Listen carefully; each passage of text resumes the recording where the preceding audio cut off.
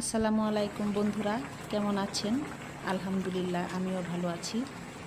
আজকে আমি রান্না করেছি চাঁদপুরের ঐতিহ্যবাহী কচু দিয়ে ইলিশ মাছ। এতে আমি সব উপকরণের সাথে কাঁচামরিচ, সরিষা এবং পেঁয়াজ বেটে দিয়েছি।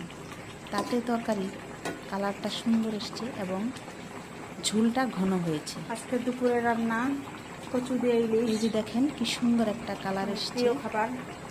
এইভাবে রান্না করলে অনেক সুস্বাদু হবে এবং খেতে অনেক ভালো লাগবে।